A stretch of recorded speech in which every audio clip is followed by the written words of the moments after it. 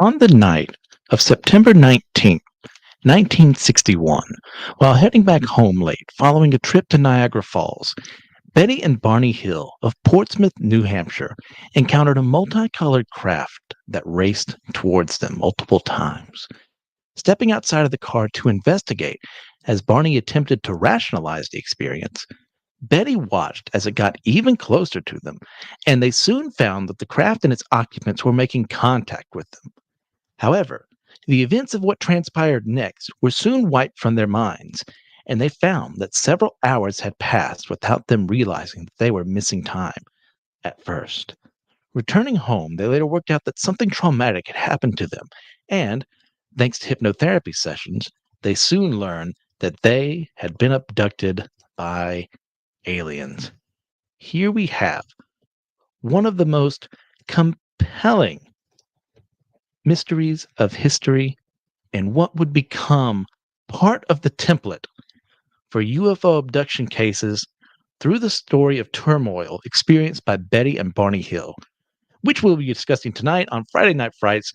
I'm your host, Christian Ashley of Systematic Geekology, here to terrify and instruct you all on the weird, unusual, fascinating, fantastical, and unexplainable things that may or may not be out there lurking in the world. Now, just as a reminder, our schedule is to, once a month, cover one of 6 categories, the first being cryptozoology, next is paranormal, religious strangeness, the weird and the unexplained, true crime, and for this month of December, ufology. And I've been looking forward to this one. Like, I look forward to all of these, but this is a good classic one. Now, bit of housekeeping for all of this real quick. I am not in what would be my normal recording environment while I'm at home during the winter break. Uh, there's a cute little interloper who has stolen my room from me. So I have been forced to move downstairs so that I could give my brother, his wife, my little niece more space. So for her sake, because I love her, because I love them, I willingly allowed them to take my room. So if the audio is messed up, if anything has gone wrong, it's because I'm in a new environment and I can't tell unless anyone tells me that something screwy is going on. So apologies if the audio is not as well as it normally is, but thank you for continuing to listen. Here we go. As we are finishing up the first round of the 6 categories, I'm looking forward to the future. We'll be going through what we'll be going over next at the end of this video. So thank you all for your continued support, for the likes, for the shares, for the comments. I really enjoy doing these. This is one of those like peek behind the curtain.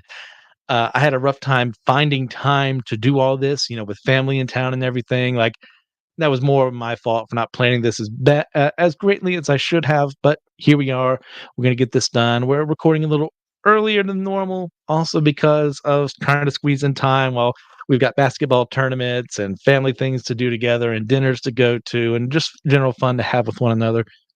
But I'm here, you're here, and we're going to have fun in this very compelling case, one that it's not the oldest abduction story out there, but it is one of the most common ones. When people start going, this has a lot of the old familiar tropes associated with it that some people say to its detriment that they're there. Others would say this is what other people would build off of. Some of whom because it actually happened to them, maybe, or maybe because they were just seeking clout and just using a familiar story just so they could get whatever they wanted done for the fame and the fortune and the glory and all that. But let's see who we're dealing with here first. Betty and Barney Hill were a fairly newlywed couple, an interracial couple at that, in the 1960s, who were both living in New Hampshire at this time and were very politically active in their local NAACP group and both attended their local Unitarian church. Finally, after all the time they had spent like denying themselves because financial situations and political aspirations and money and all this, they had finally had the time to celebrate their marriage. So they went out for a very late honeymoon into Canada for a little bit and as well to Niagara Falls. So at this point in time, they had had dinner right before they were leaving from that area to go back home. It's very late at night. I think this is around, if I remember correctly, about 10:30 p.m. is when this starts happening, but it keeps going as they go into the next day, into the night, as they're wrestling with this idea of this mysterious thing that just shows up out of nowhere and changes their lives completely if we can trust their stories. Now, to the alleged abduction, and I say alleged because, well, kind of hard to prove it. And as someone who, and not to show my cards a little early, kind of leans towards yes on this one. We'll see. We'll see how things go and what you guys think as well. If you have your own personal convictions about this or with the way evidence is presented to you, like please feel free to leave a comment down below and I'd be more than happy to respond to if there's anything. Well, why didn't you focus on this? Why didn't you focus on that? Probably most of it is because I just didn't have the time to prepare that I normally would have for one of these. So I apologize for that. That's not my intent, but I'm going to do the best I can here. And thank you for extending grace my way in this regard for this mystery. So on to this alleged abduction. As they were returning from the trip I mentioned earlier, Betty noticed a bright light in the sky that at first she kind of easily dismissed as perhaps just being a falling star, kind of a natural reaction. You see something, oh, in the night sky, probably a falling star. I mean, if you've never seen one in real life before, you're missing out. It's a very fun experience. Astronomy has been one of those things I really do enjoy. I'm not like an expert or anything, but like I'm a night owl, so it's kind of easy for me to just go out sometimes when I'm at work and just look at the sky and see what's up there. It's a very beautiful thing. I encourage you to go out and do it. Like you don't even need a telescope for this. It's a lot more fun if you have a telescope. But that's that. But for Betty, it was just, oh, it's just a falling star, whatever. However, that very same light moved erratically in the sky, following a path that no comet, plane, or meteor could ever hope to match. And this is kind of typical for stories like this. It's like, hey, this whatever this was did not work, not according to regular physics, but to what we would expect to happen. If it's a falling star, it's probably maybe going to be curved in one direction or maybe even a straight line, but it's not going to be moving erratically. It's not going to be going here, there, over there, all over the place, as what seemed to happen with whatever she was seeing. Now, naturally, she was curious as to why this was, and using the excuse that their dog needed to be let out for a walk, Betty asked Barney to stop so that she could do both. Very smart woman. Now, he then left the road behind to head over to a picnic park around Twin Mountain in New Hampshire, as they had finally made their way into that state from their trip in Niagara Falls. And while there, Betty took out some binoculars and observed the strange light, discovering that it was a craft that was now making its way across the outline of the moon above them. Now, if that seems strange, why would she have binoculars? Well, back in the day, I think this is way more common than now. It's been so long since I've seen anyone with binoculars. I'm sure they still exist out there, but people would just have them in their car. If you were going on long trips and you're sitting in the passenger seat and you were curious about something along the way, or if you were going sightseeing, which they would have been doing on a trip to Niagara Falls, like you would just have a pair of binoculars in your car. Now, Betty herself was familiar with the idea and the concept of flying saucers because her sister had claimed to have witnessed one several years before, and she then told Barney at that time that that's what she thought it was. Now, Barney, who's kind of my favorite person in this story, Barney's a very practical, down to earth, rational man, and not in like that supernatural horror film kind of way of that the guy who's just like there's no such thing as supernatural stuff. It's like, yeah, he'll try and do everything in his power to say it's not what it is, but when the time comes, he will admit it. It's just like you're gonna have to really work him to get there. He just thought that this whole thing was bupkis, told her it was so, and it was just a plane. Probably because he didn't want to think it wasn't a plane. But upon witnessing it even further in motion for even more time, he admitted to his wife that he didn't think it was a plane. And in his own inner monologue, he's like, that looks like a plane, but it's not a plane.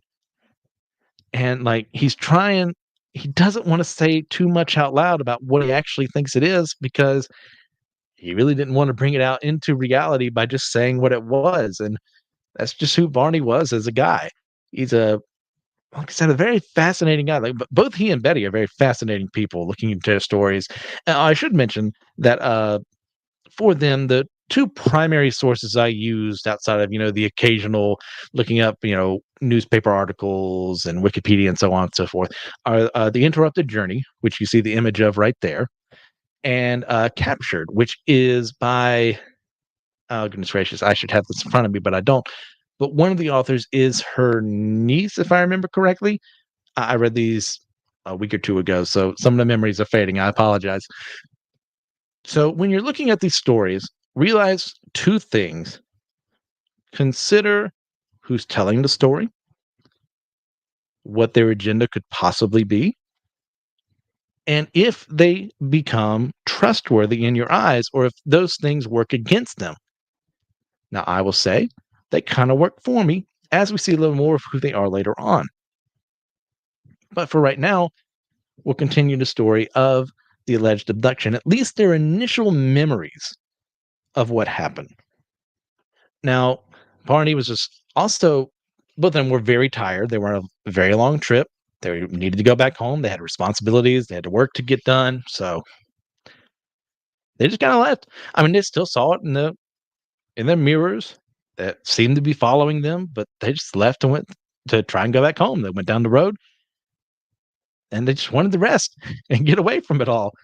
But they were still curious about what this strange craft was, and further observations made Betty remark that it was about maybe 40 feet long in her estimation and appeared to be rotating constantly in the midst of all this.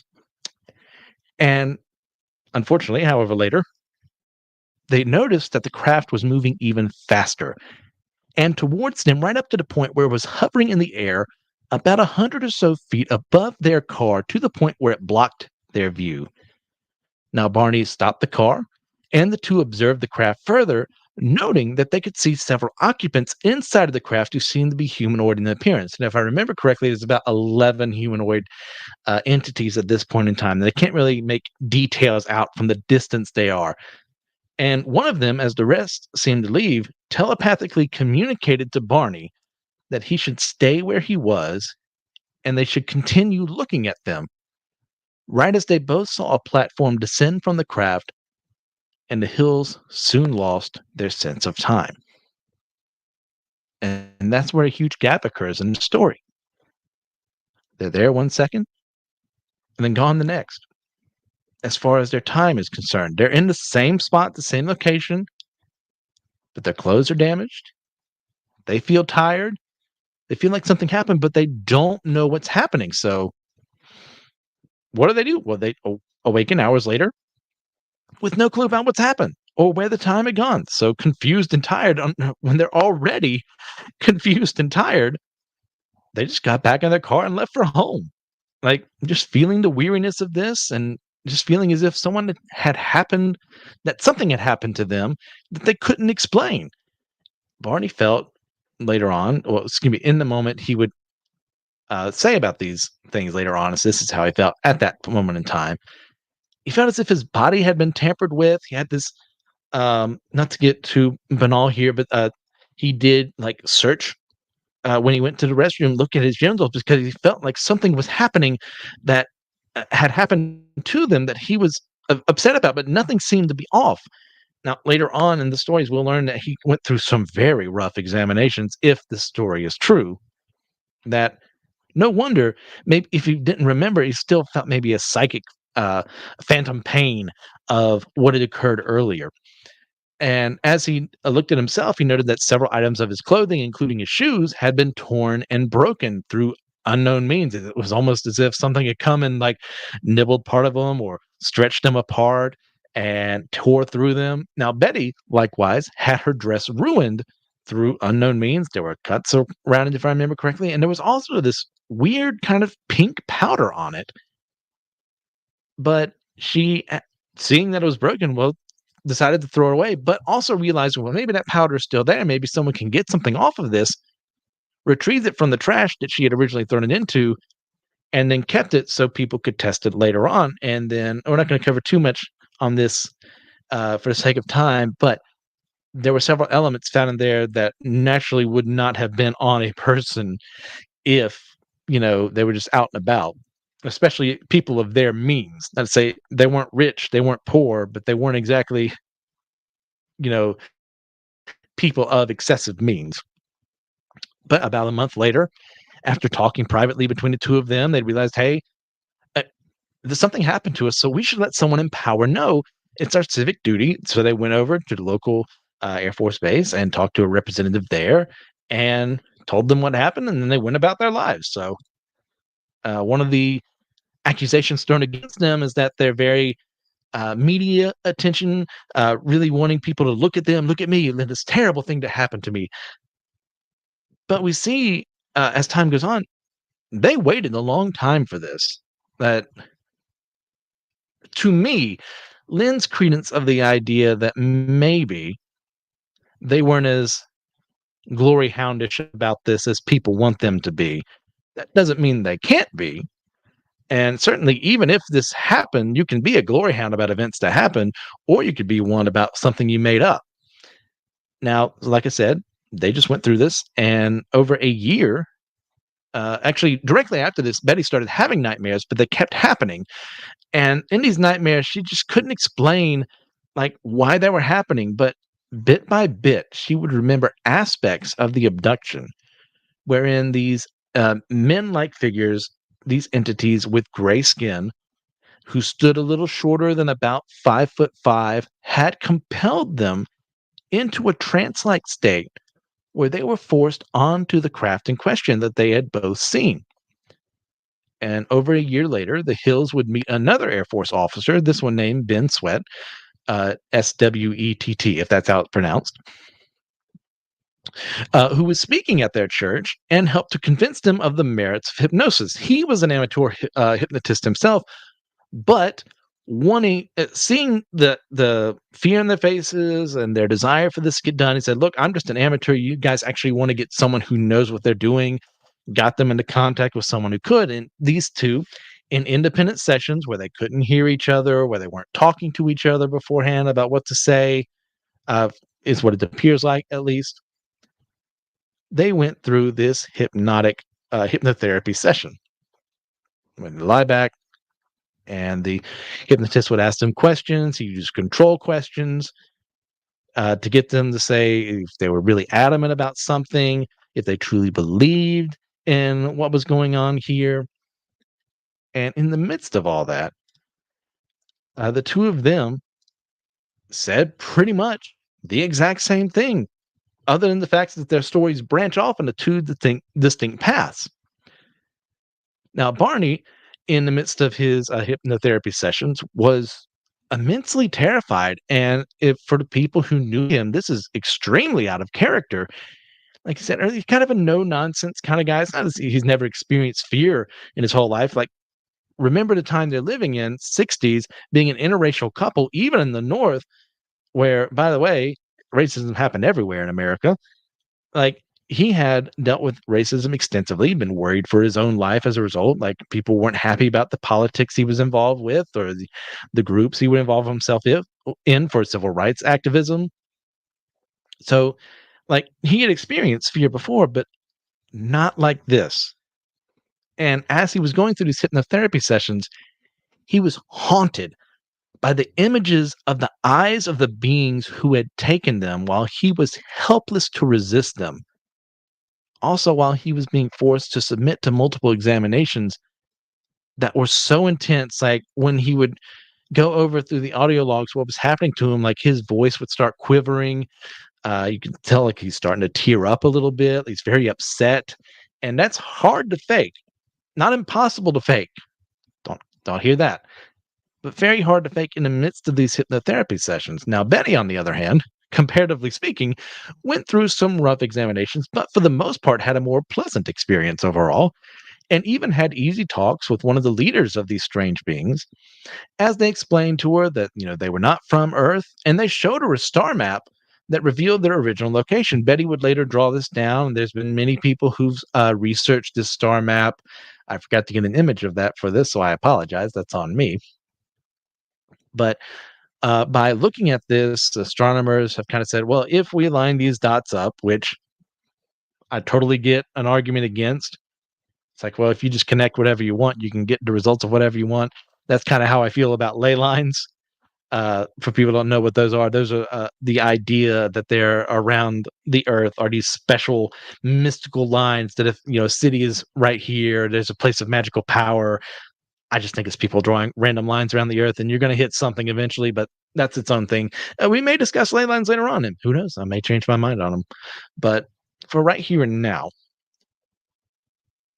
this star map, one of the astronomers who looked at it seemed to think that this suggested that these aliens were from the Zeta Reticuli star system. And this is very far away from here. I forgot to write down that number, so my bad. But that's a huge distance, but not impossible if these beings are capable of faster than light, even faster than light travel.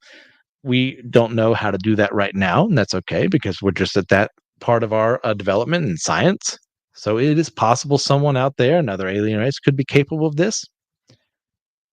But the both of them, when talking through the hypnotherapy sessions, discussed that when they would talk to their captors, it primarily took place through what Barney called thought transference, because it is believed that he himself did not know what the word telepathy was. So what we would call telepathy, he called thought transference. So this is one of those standard tropes too of alien abductions, is that they never open their mouths. They just talk to you mentally, and the two of you have these mental conversations, and that could be a point for or against. If it happened once before, if this story is true, it's easy to see why it could happen again. Or you have that skeptical idea, which is a good idea of, oh, someone's just copying that story because it was popular or people liked it back then. So I'm going to use it in my story. So it's easy to see both sides of this conflict here. And I'm not trying to negate either one. Obviously, I have one that I favor, but I don't want to discredit the other one simply because I disagree with them. Now, eventually, both Betty and Barney were released, but their memories were overridden through unknown means, only able to be retrieved through these hypnotic suggestion therapy sessions. But even after this, I should mention that they were being recorded this whole time so that the hypnotherapist could always look back and see what they had to say, see if they were contradicting each other or if they acted differently to a control question or something like that. And for his part, he believes that they believed they went through this. And the mind is an incredible thing.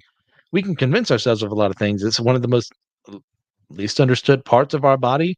The capabilities we have, how far our minds can go, what we perceive as reality versus actually what is reality. It's something that does bear some scrutiny when it comes to a case like this, because we can convince ourselves of things that didn't happen simply because we want to, or because we thought it happened, and therefore we have to justify, well, if I thought it happened, therefore it happened. This could be that case. Well, we'll get to the possible explanations in a little bit. For right now, just remember they're being recorded independently of one another. They're not there to corroborate each other's stories in those sessions. They're being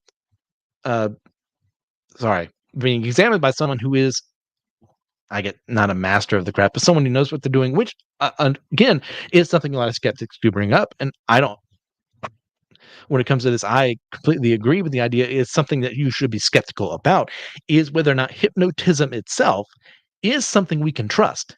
Can we trust what someone says under hypnosis? Can we trust that the person who is engaging in this practice knows what they're doing, isn't trying to lead the questions one way, or if people are just more susceptible to it? Like hypnotism as a scientific pursuit is something that we don't understand as well as we should. And it leads some doubt in people's minds. And once again, I get it. I'm not entirely sure where I stand on it myself, but when it comes to this case, if hypnotism is true, if it is able to get into the minds of these two poor people who went through something traumatic, then we got to leave a lot of credence to it. But that's something that needs to be discovered. That's something that needs to be scientifically verified.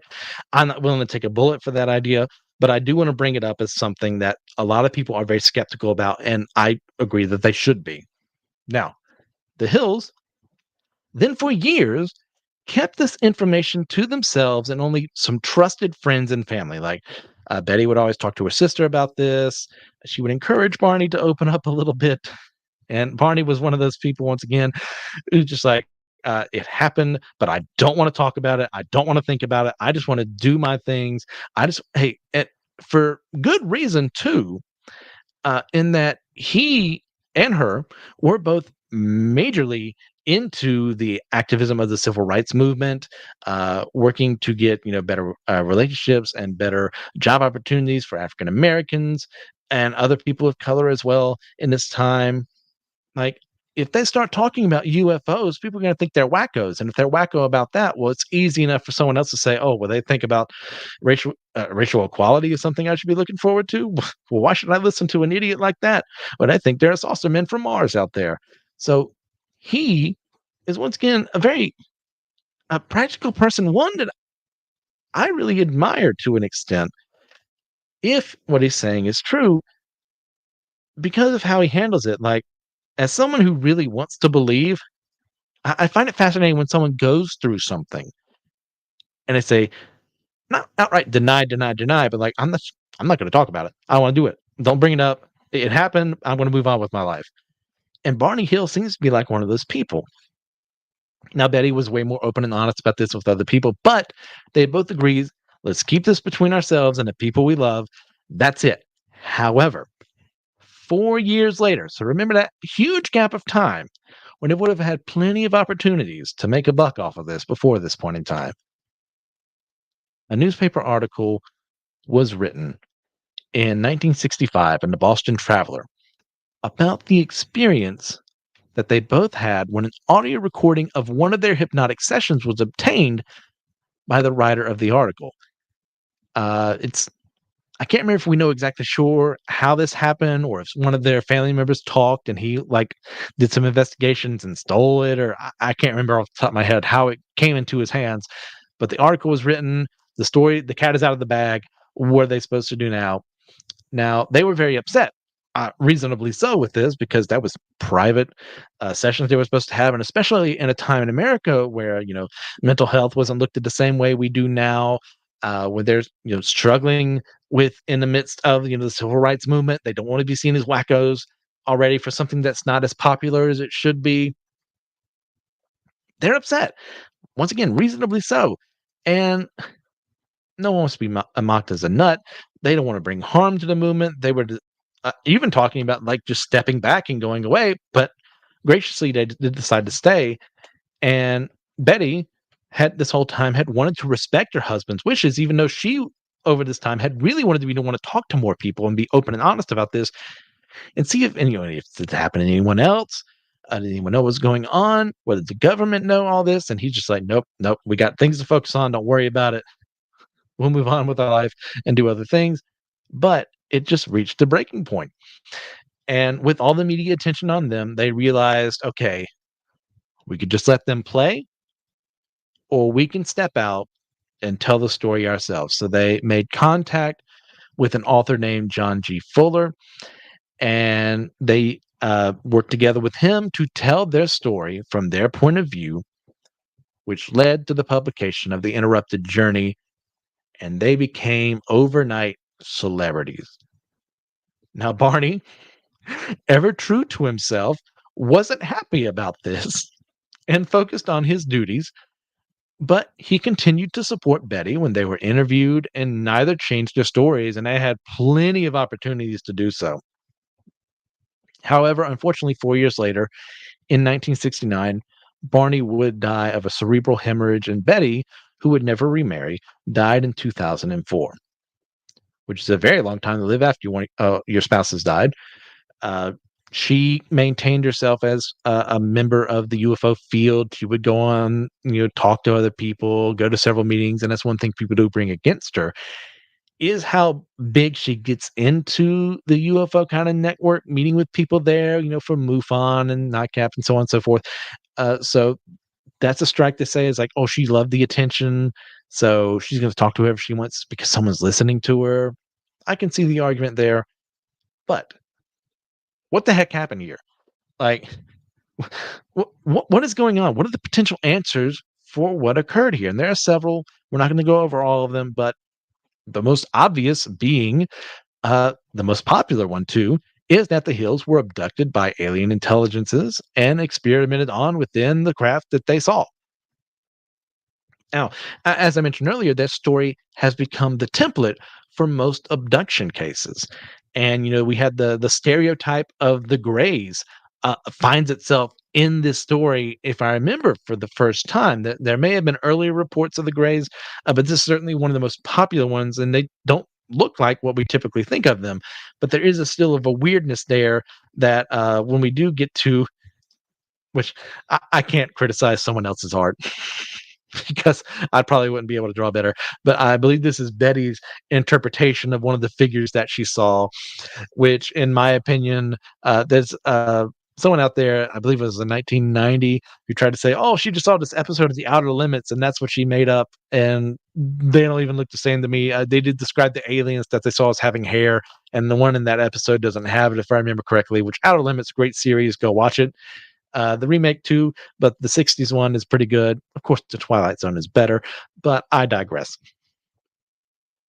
But um, at the same time, this idea that we have all these years in the future, 60 some years in the future, of these tropes of the Greys bringing someone up or experimenting on them, implanting devices in the people, or just being very aggressive in how they experiment on people.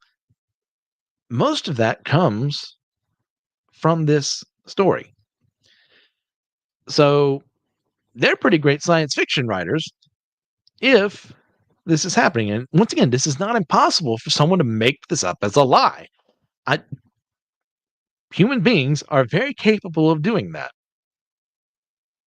But I don't see it that way, and I don't want to get to the final conclusions yet, but that is one possibility right there. This is an alien abduction case. They want to experiment for whatever reasons. Like, could it be because they're planning an invasion for us, or they want to see if it's capable, humans and aliens are capable of interbreeding, or are they just curious about us, or do they think of us as like animals and they're just studying us like we would, when we go on expeditions to the Pacific to check out the sea life there. We go to the Amazon to see what new animals are out there. Could this just be their idea of just bagging and tagging animals and then releasing them back into the wild? They didn't say much. Now, another hypothesis is that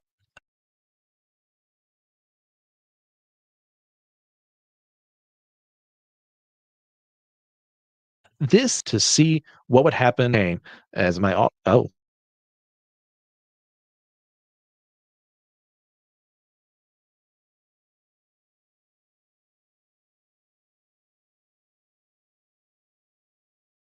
just to see what they would do.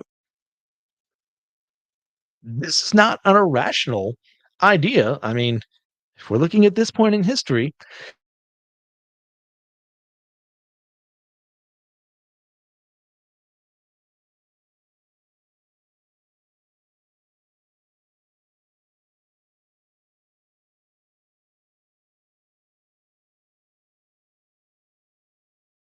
this time or later, I can't remember off the top of my head. But regardless,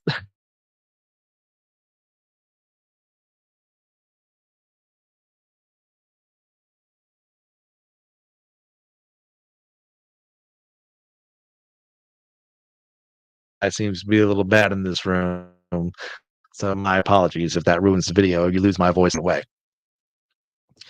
Now, as far as this goes, I'm not against the idea. There's just not a lot of evidence provided.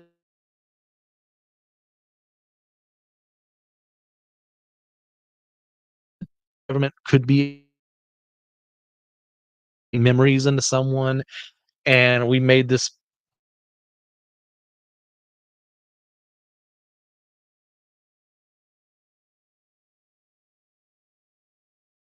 allow them to speak out in public.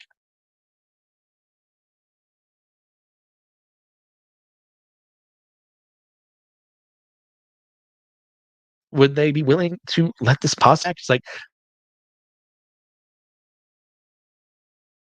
we are so good at our jobs, we think aliens are real. That's a possibility. I'm willing to I'm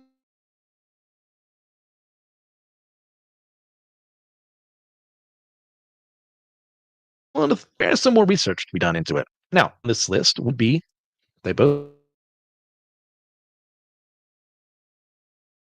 but the fact that both of them were very tired from a very long trip or just dealing with there were some incidents when they were on their honeymoon there of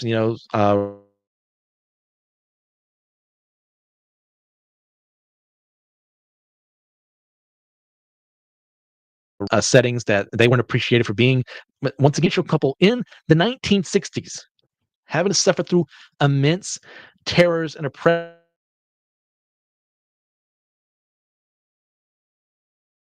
back then. So it is easy to be suffering through all of that, have a nervous breakdown or something. But points against this. As I talked about earlier, the human mind is something we don't understand everything about. It's something we're still researching. I'm not in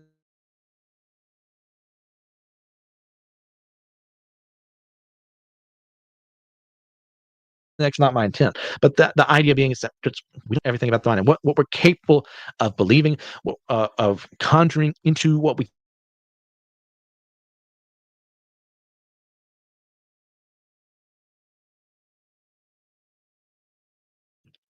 I mean, like vast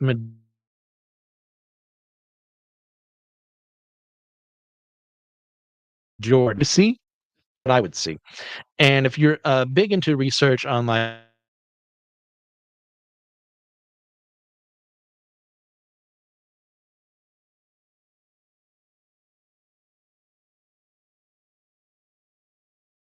how could 500 plus people who claim to have seen Jesus see the same thing?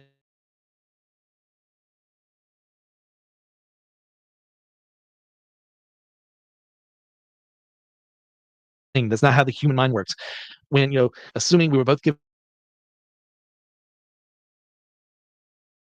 endurances or being awake for however many hours,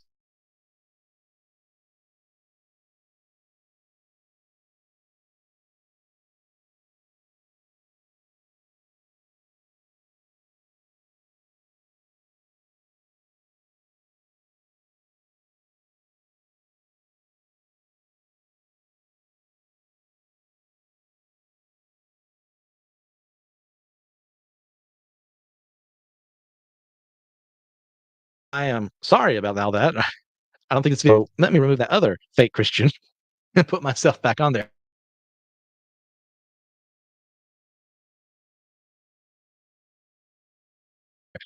You got kicked off for a bit. My internet, obviously, in this room is not the best. Apologies, my bad. We'll move on from there. So, what was I saying? Um, I was talking about the resurrection. Yeah, yeah.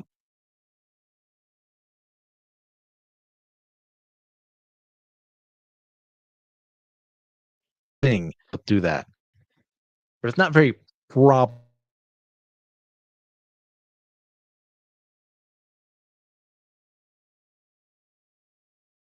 hallucinations. That's something skeptics will use to say, and it's something that doesn't need to be explored. But to see the exact same thing, or even in scenarios where they broke off from each other, what it started from the base root of they saw this craft moving very mysteriously in a way that neither of them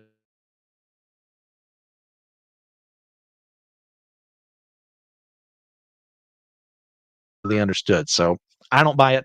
I don't like it. So next up, this is very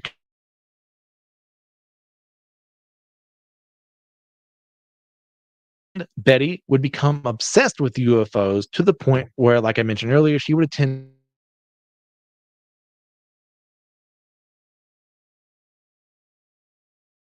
meetings, let they were, and what they stood to lose if they were lying.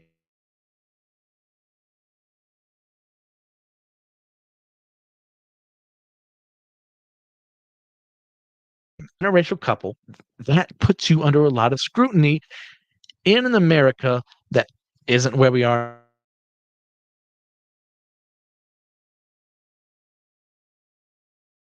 now. Not to say where we are lying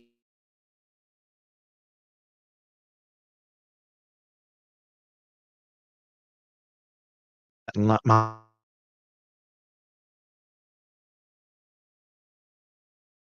He wanted nothing to do with this.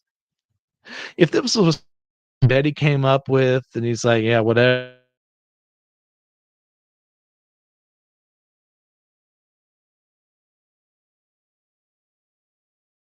that I just wanna focus on the political side of things here. I wanna get, the civil rights movement to go forward, but maintain the story to the end." Now, when it comes to financial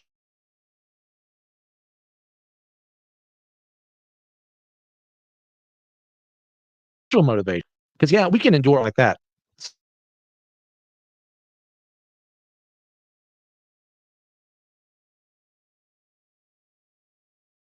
to what actually happened later on.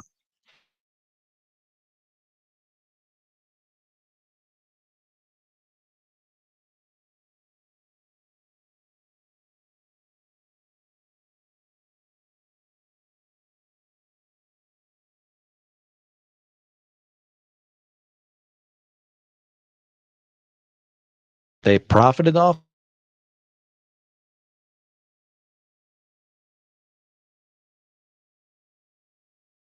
but when I think of everything else involved and with, and then they're adding this onto that list, that doesn't make sense to me. Not to say it's impossible once again. When I see their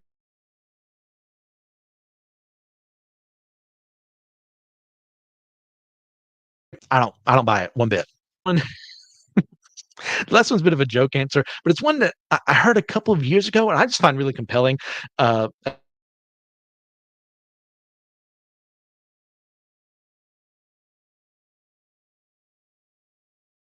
so I include a modern idea of what could have happened, and that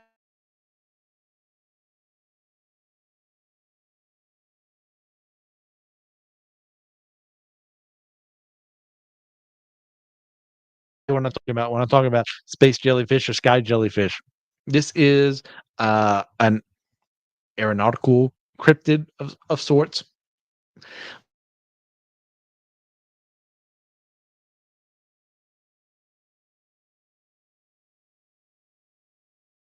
where for that may even be capable of drifting in space. There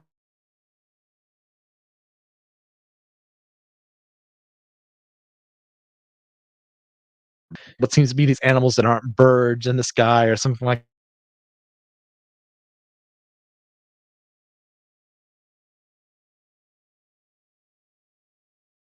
that. And these, air jelly. Obviously, these are not scientifically they actually exist, and that's something we should add to the list as well. I find it fascinating. I enjoy a more fantastical world,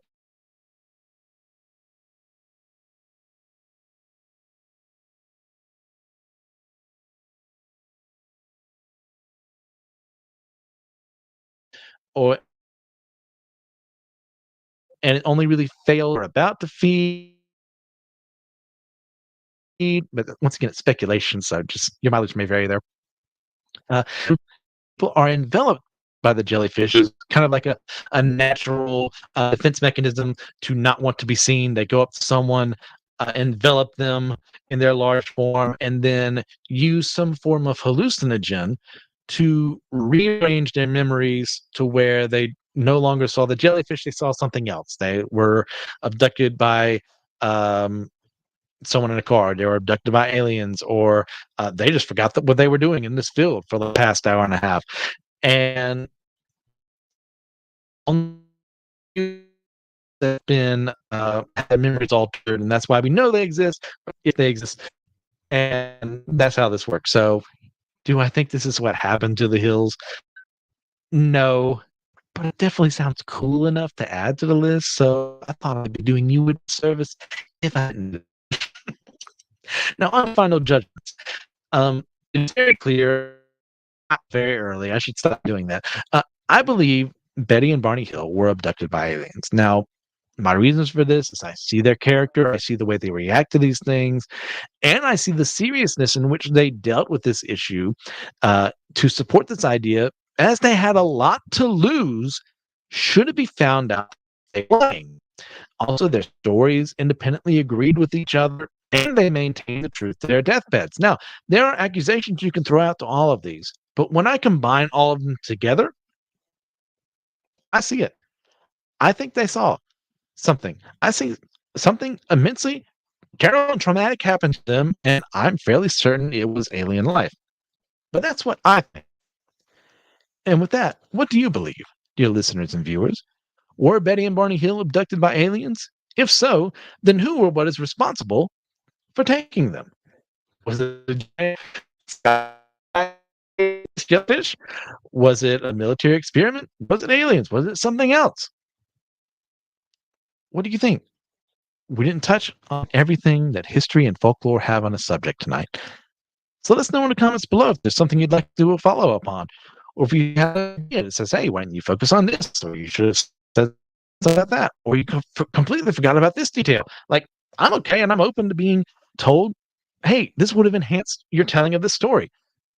Let me know. Constructive criticism, always good. Now, in the description below, you can find the sources used for tonight's program. Next time in January, we will be going back to the beginning of our list, rotating as we do. This next one was voted on thanks to our loyal listeners and viewers on Facebook, who selected it from a list of options I provided. And what was that, you ask? Bigfoot. Next time, we're going to be discussing Bigfoot and whether the cryptid exists at all. So until next time, see ya.